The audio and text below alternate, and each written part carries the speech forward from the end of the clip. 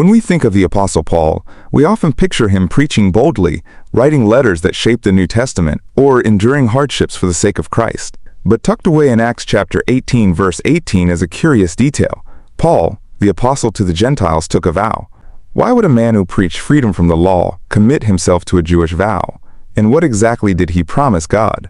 The verse says, Paul stayed on in Corinth for some time. Then he left the brothers and sisters and sailed for Syria, accompanied by Priscilla and Aquila. Before he sailed, he had his hair cut off at Century because of a vow he had taken. That's it. No explanation. Just a brief mention. But this one sentence opens a door into Paul's heart, into his devotion, his struggles, and his deep desire to honor God. Most scholars believe this was a Nazirite vow, a sacred Old Testament practice described in Numbers 6. It was a voluntary period of separation to God. No wine or grape products. No touching anything dead. No cutting the hair until the vow was completed. When the vow ended, the hair was cut and offered at the temple as a symbol of total dedication to the Lord. But here's the twist.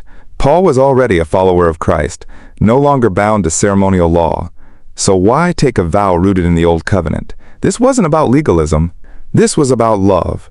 Paul's vow may have been a personal thank offering for God's protection during his missionary journeys, a deep prayer for success in the work ahead, or an act of unity, showing his Jewish brothers and sisters that faith in Christ doesn't mean despising their heritage.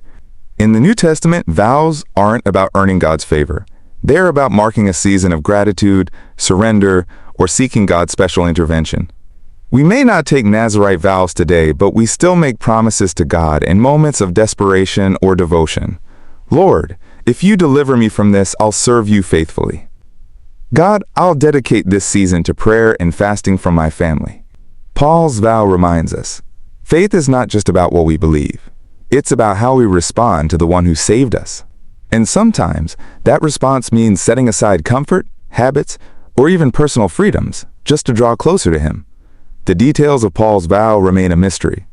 But maybe that's the point, because the deepest commitments we make to God are often the ones whispered in the secret place.